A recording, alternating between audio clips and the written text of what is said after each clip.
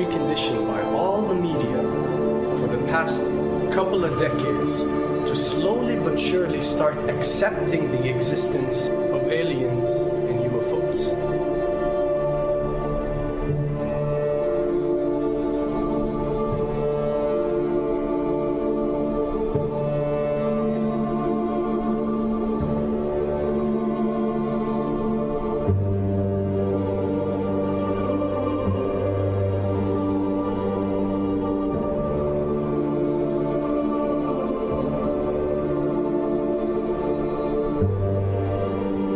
I can tell you right now that 99% of every UFO sighting that has ever taken place has actually not been an unidentified flying object, because this has always been military technologies.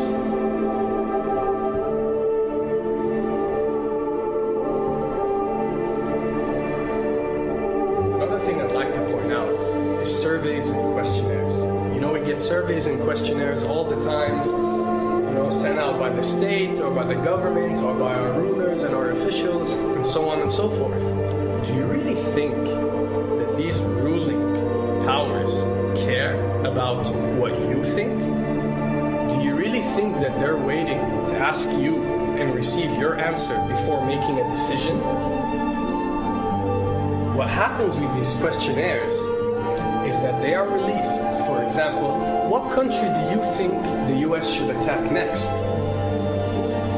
And if it yields back results like 70% of the US population believe Iran is the next country that should be attacked, this is actually a study conducted for the effectiveness of the media propaganda that they are using. So when they get such results, they look at it and they be like, all right, amazing. Our media propaganda is working. We are purposely trying to manipulate people to think that Iran should be the next one, and check out the survey results. We're doing a great job in propaganda. That's what it's all about. And if the results come back and they aren't up to par, so let's say 20% want war with Iran and 80% want actual peace, they say, okay, so now we have to go and rework our media propaganda and make it more effective so these percentages change. Why am I saying this? Because of the UFO phenomenon. Since the 60s, the amount of people who believe in extraterrestrials have skyrocketed, and they're only increasing day by day in our modern world. This only confirms the success and the plans that are taking place to first manipulate you to believe in UFOs, and second, to conduct a UFO attack that is going to force the whole world to unite to fight off this enemy and accept the New World Order. A former Canadian government official is warning we may be on the verge of intergalactic war, saying, quote, the Bush administration has finally agreed to let the military build a forward base on the moon, which will put them in a better position to keep track of the comings and goings of visitors from space, and to shoot at them if they so decide. I was introduced to the late Dr. Wernher von Braun in the U.S., the father of rocketry. In my first meeting with him, during that first 3.5 hours, he said to me, Carol, you will stop the weaponization of space, because there is a lie being told to everyone that the weaponization of space is now first being based upon the evil empire, the Russians. There are many enemies, he said, against whom we're going to build this space-based weapon system, the first of whom was the Russians, which was existing at that time. Then there would be terrorists. Then there would be third world countries. Now we call them rogue nations or nations of concern. Then there would be asteroids. And then he would repeat to me over and over, and the last card, the last card, the last card would be the extraterrestrial threat. As a military strategist, as a person who worked on the MX missile, which I did later, he said, you will find that there is going to be a spin to find some enemy against whom we have to build space-based weapons, and now we should expect the spin. And that's the formula, except that it's all based on a lie. A supersonic saucer. Called the Silver Bug, it was truly revolutionary. The plans show in detail a multi-jet engine craft that boasted amazing maneuverability and speed. It's an intriguing thought that this concept may tie in with the work of the German scientists who brought saucer technology to the US at the close of the Second World War. What was needed were certain cover stories. What do you do when people are spotting aircraft and then telling reporters that they've seen something very unusual flying out of an airbase in Nevada?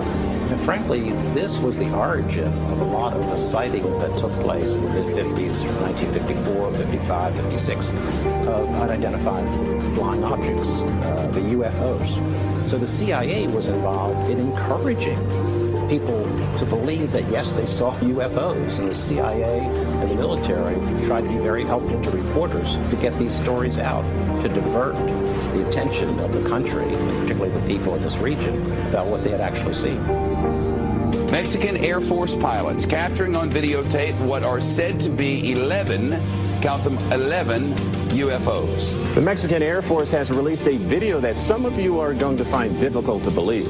A journalist says it shows images of UFOs tracking a Mexican military plane.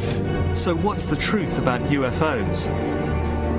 The story of successive attempts to develop radically new forms of flight, conducted under the strictest secrecy, is inextricably bound up with our relationship with UFOs over the last 60 years. Whether it's Allied pilots buzzed by strange balls of fire in 1942 or the Roswell incident 5 years later, there is a strong case to be made that secret military technology offers a convincing explanation for many UFO stories. Anytime the government has secrets that they can keep from us, they can manipulate us by those secrets. In essence, they still remain 25 years at least ahead of us in technology, information, and knowledge and secrets, and they are using them against us. I heard over the years many times over that the plan to usher in the New World Order would be to make all the people in this country and around the world feel totally helpless to prevent the New World Order from occurring, this world dominance plan, by saying that we had been invaded by aliens, so that we would say, oh, please, UN, come in and help us all. So bear in mind that there is a plan, orchestration, to get people to be submissive through a secret technology and information that they're keeping from you under the blanket of a so-called National Security Act.